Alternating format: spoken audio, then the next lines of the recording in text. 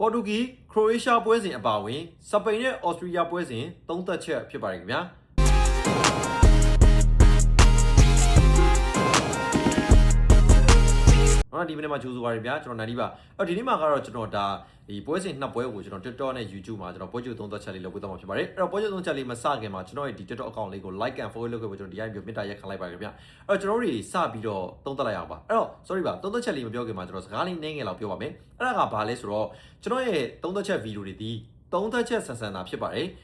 ကျွန်တော်မနေ့ကဆိုလို့ရှိရင်ကျွန်တော်3ပွဲလုံးကိုကျွန်တော်ရဲ့ channel မှာကျွန်တော်ပေးတယ်3ပွဲလုံးပန့်တယ်ဒါပေမဲ့အဲ့ဒါကကျွန်တော်တို့ကဂုံယူဝင်ကြွားစရာကြွားနေရမယ်ကိစ္စတခုကျွန်တော်ဟုတ်မနေဘူးအဲ့တော့လေကျွန်တော် AIA အကြောင်းပဲကျွန်တော်နေခဲ့တယ်အဲ့တော့ကျွန်တော်ပွဲမှန်သည်ဖြစ်စေမှားသည်ဖြစ်စေကျွန်တော်ဒီတိုင်းပါပဲကျွန်တော်ဘာမှဂုံယူနေစရာလည်းမရှိဘူးဂုံပေါ်နေစရာလည်းမရှိဘူးเนาะဆိုတော့အဲ့တော့မှန်တဲ့အခါလဲညီကိုတို့ကျွန်တော်ဝမ်းသာသလိုမှားတဲ့အခါလဲကျွန်တော်ကိုနားလည်ပေးဖို့ကျွန်တော်ဒီတိုင်းမေတ္တာရက်ခံပါတယ်အဲ့တော့လူတိုင်းကတော့အကြမ်းမြင်ရနေတာမျိုးမဟုတ်ဘူးရှေ့ကိုလည်းကြိုပြီးတော့သိနေတာမျိုးမဟုတ်တာဖြစ်တဲ့အတွက်လူတိုင်းကတော့အမားအမှန်ဆိုတာကတော့ဒွန်တွဲနေပါပဲအဲ့တော့ကိုယ့်ရဲ့စဉ်းစားချင်းချိန်နိုင်တဲ့ဒီညံနဲ့ပဲပေါင်းဆက်ပြီးတော့ဒီ brother ပြောတာကတော့ဒီ data first ကြီးကတော့ဟုတ်တယ်ငါတို့လည်းဒါကိုကြိုက်တယ်ဆိုလို့ရှိရင်မှာဒါကျွန်တော်ရဲ့ဒီသုံးသက်ချက်တွေကိုဒါညီကိုတွေနဲ့ကျွန်တော်တို့ညီကိုတို့ရဲ့အသုံးတဲပဲနေရာအသုံးလိုမဲ့နေရာမှာယူသုံးဖို့ကျွန်တော်ကနေပြီးတော့မြေတားရက်ခံခြင်းနဲ့အဲ့တော့မနိုင်ပြောရင်တော့ World Cup ကိုကျွန်တော်တို့ဒီတိုင်းပဲထိုင်ပြီးတော့ကိုကြည့်စေချင်တာဘာမှမပါပဲနဲ့အဲ့တော့၄နှစ်မှတစ်ချိန်လာတာလေးဖြစ်တယ်ပေါ့နော်ဆိုတော့ဟုတ်ပါပြီကျွန်တော်တို့ဒါပွဲချုပ်သုံးချက်လေးစပြီးပြောလိုက်ရအောင်ပါပထမဦးဆုံးအနေနဲ့ဒီအစောဆုံးလာမဲ့တတိုင်းစားပွဲစဉ်ဖြစ်တဲ့စပိန်နဲ့အော်စတြေးလျပွဲစဉ်လေးကိုကျွန်တော်အရင်ဆုံးစပြီးတော့ပြောပါမယ်အဲ့တော့စပိန်အော်စတြေးလျကတကယ်ပြောရင်စပိန်ကိုဒီနှစ်မှာကျွန်တော်ဒီ YouTube live တွေမှာကျွန်တော်ခဏခဏပြောခဲ့သလိုပဲစပိန်ကိုကျွန်တော်က champion ကျွန်တော်မှန်းခဲ့တယ်ဗျအဲ့တော့ဒါပေမဲ့နောက်ပိုင်းမှာစပိန်ရဲ့ကစားပုံကဘာဖြစ်လို့ဖြစ်ရှင်နေမှန်းတော့မသိဘူးဒါပေမဲ့လိမ်ပဲနဲ့တော့ဒီစင်တီကိုသူတို့ရောက်လာခဲ့သေးတယ်အဲ့တော့အော်စတြေးလျကရောဘယ်လိုအသိမျိုးလဲဆိုအော်စတြေးလျကတကယ်တမ်းတိုက်စစ်အားတန်တဲ့ကစားသမားဒါပေမဲ့ဆာဗေဇာတို့ဘာတို့ဒီနှစ်တွေမှာဒီကြလာမှုနဲ့တူတူဒါလိုင်မာကတော့ကောင်းနေတော့မယ်ဆာဗေဇာတို့အနာတိုဗေးတို့ပြီးရင်ဒီတခြားသောဒီအလာဘာတို့နည်းနည်းလေးကြလာတဲ့နှောင်းပိုင်းမှာဒီအော်စတြေးလျရဲ့တိုက်စစ်ကိုကန်စီကောကလိုက်ပြီးတော့ကြလာတော့မျိုးတွေ့ရတယ်အဲ့တော့တစ်ဖက်ကကျွန်တော်စပိန်ကဟောဘယ်လိုမျိုးလဲစပိန်ကဒီ Alex Baena ကိုဘာကြောင့်နီးပြကတုံးနေတယ်လဲတော့မပြောတတ်ဘူးဒါပေမဲ့ Alex Baena ရဲ့ဒီ WC မှာ effort ကနီကိုဝီလီယန်ပြီးခဲ့တဲ့ဒီ Euro နဲ့ Nation League မှာပြခဲ့တဲ့ခြေစွမ်းလောက်ကိုလိုက်မမီသေးဘူးလို့တောင်မှဆိုလို့ရတယ်။ Okay ဟုတ်ပါပြီနီကိုဝီလီယန်ကတော့ project ကစားသမားနေရာမှာဒီဒဏ်ရာပြဿနာရဲ့အကြောင်းဒီဘီဘာအိုမှာတိတ်ပြီးတော့ပါဝင်ခဲ့ရလို့မပါဘူးဆိုရင်တော့မှပဲစပိန်မှာတခုခုလိုနေတယ်ဆိုတဲ့ခံစားချက်မျိုးကိုကျွန်တော်ရနေတော့ပဲအဲ့တော့ triangle shape တွေပေါ်တာမျိုးတွေလည်းတေချာကောင်းဖို့မမြင်ရဘူးအဲ့တော့လမိုင်းယမဲမှာခြေစွမ်းမပြရင်ဒီအသင်းကလှုပ်လှုပ်ခက်ခက်မရှိဘူးလို့တော့မှကျွန်တော်တို့ဒါပေါ်တင်ပြောလို့ရတယ်ဆိုတဲ့အခြေအနေမှာရှိတယ်ပြီးနောက်တစ်ချက်ကအကုန်လုံးကဒီ round of 32ကိုရောက်လာပြီဆိုရင် Australia ဖြစ်နေဘယ်အသင်းပဲဖြစ်နေသူတို့မှာစိတ်ဓာတ်တစ်ခုတော့ရှိတယ်အဲ့တော့ငါတို့ဒ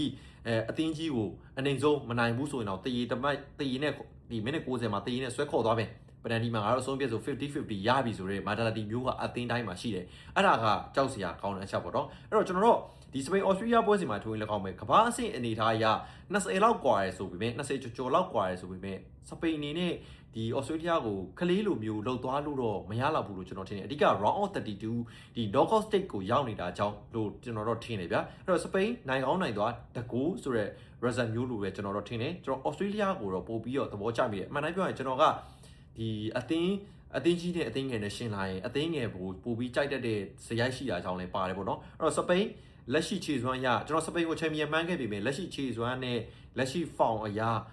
နှစ်ကိုမပြတ်တော့ဘူးသူတို့သာတကိုရမယ်ဆိုလို့ရှိရင်အဲ့တကိုပဲ AI အကြောင်းထိန်းသွားပြီးတော့ကန်လိမ့်မယ်လို့ကျွန်တော်ထင်တယ်အဲ့တော့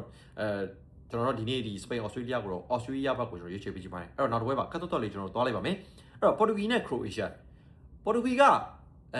ဒီရိုနယ်ဒိုရဲ့နောက်ဆုံးကမ္ဘာဖလားဖြစ်သွားနိုင်တဲ့အခြေအနေမှာ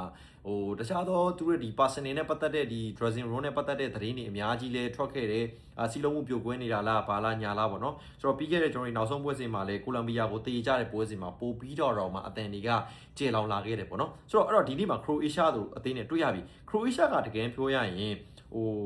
တက်ကြီးတက်ငယ်ပေါင်းစည်းထားတဲ့အသင်းလည်းဖြစ်တယ်ပြီးရင်ဂိုးသမားလီကာကိုဗစ်ကောပြီးနောက်တန်းတွေရောဒီခန်းစစ်ဆော့တဲ့ low block ဆော့တဲ့အပိုင်းကတော်တော်လေးကောင်းတယ်ဗျအဲ့တော့ဒီလို low block ဆော့တဲ့အသင်းတွေနဲ့ဆိုလို့ရှိရင်ပေါ်တူဂီကအခက်တွေ့နေကြပြီးရင်ဒီပွဲစဉ်က drama ဆန်တဲ့ပွဲစဉ်တစ်ပွဲလည်းဖြစ်လာလိမ့်အောင်မယ်လို့ကျွန်တော်တို့ထင်တယ်အဲ့တော့ခရိုအေးရှားအနေနဲ့ကလက်ရှိမှာ ဒီပေါ်တူဂီနဲ့ဆိုလို့ရှိရင်လူစင်းရကွင်းလယ်ပိုင်းရအများကြီးနှိမ့်ကြတယ်ဆိုပေမဲ့လေသူတို့ရဲ့ဒီလူကာမိုဒရစ်နဲ့ကိုဘာရှစ်တို့ရဲ့ကွင်းနယ်ဥဆောင်နေတဲ့အပိုင်းရတော့သူအဲ့လောက်ကြီးတော့အရင်ကြီးမဆိုးရွားနေသေးဘူးလို့တော့ဆိုလို့ရတယ်သူတို့ရဲ့ရှိတဲ့သူလေးတွေနဲ့အလှဆင်တာတော့ပဲနောက်ဆုံးနှစ်ပွဲမှာဆိုလို့ရှိရင်ဂါနာလိုအသင်းကိုဒါ2-1နဲ့သူတို့တွေနိုင်တယ်ပြီးရင်ကျွန်တော်တွေဒါပနားမာကို0-1နဲ့နိုင်တယ်ဆိုတော့သူ့လို့တော့သူလုံနေတော့မယ်အဲ့တော့ round 32လည်းရောက်လာပြီပေါ်တူဂီနဲ့တွေ့တယ် low block ပဲထပ်ပြီးတော့ဆော့အောင်ပါပဲအဲ့တော့ပေါ်တူဂီတို့ခရိုအေးရှားကိုမိနစ်60အတွင်းနိုင်ယူဖို့ခက်ခဲမဲ့ပွဲစဉ်တစ်ပွဲလို့ကျွန်တော်တော့မြင်တယ်ပြီးရင် drama ဆန်နဲ့အလဲအပြောင်းအနေနဲ့တူကျွန်တော်တို့မိနစ်60ကြော်ပြီးတော့extra time တွေပါကြည့်ရမယ်ပွဲစဉ်တစ်ပွဲလို့ကျွန်တော်သုံးသပ်ချင်တယ်။ဘာကြောင့်လဲဆိုတော့လက်ရှိပေါ်တူဂီရဲ့ဒီတိုက်စစ်ဒီအနေအထားအရခရိုအေးရှားကိုဂိုးလွယ်လွယ်ကူကူရဖို့ခက်တယ်ဆိုတော့ဒီအကြောင်းပြချက်ကြောင့်ပဲဖြစ်တယ်ပေါ့နော်။ဆိုတော့ကျွန်တော်ခရိုအေးရှားပေါ်တူဂီခရိုအေးရှားကိုတော့ကျွန်တော်ခရိုအေးရှားကိုထပ်ပြီးတော့ကြိုက်ပါတယ်ခင်ဗျာ။အဲ့တော့မနက်ကျွန်တော်တွေဒါဆွစ်ဇာလန်နဲ့ဒီ Algeria ပွဲစဉ်ကိုတော့ကျွန်တော် channel မှာကျွန်တော်တင်ပြပါမယ်အဲ့ဒါကိုတော့ကျွန်တော် wall ထဲမှာဒါဝင်ပြီးတော့ကြည့်လို့ရတယ်ပေါ့နော်ဆိုတော့ comment မှာလည်းကြည့်လို့ရပါတယ်ကောင်းမွန်သောနေ့ဝယ်ဆန်းကြပါစေအဲ့တော့ကျွန်တော်ရှေ့မှာပြောခဲ့တဲ့အတိုင်းပဲကိုယ့်ရဲ့ညံနဲ့စင်ញင်သုံးသက်ပြီးတော့ပဲဒါပွဲတွေကိုယူပါအားလုံးလည်းတူတူကျွန်တော်နဲ့ comment မှာဝင်ရောက်ဆွေးနွေးလို့ရပါတယ်ခင်ဗျကောင်းမွန်သောနေ့ဝယ်ဆန်းကြပါစေခင်ဗျကျွန်တော်ဗီဒီယိုလေးကိုဒီလောက်နဲ့ရနာခွင့်ပြုပါအောင်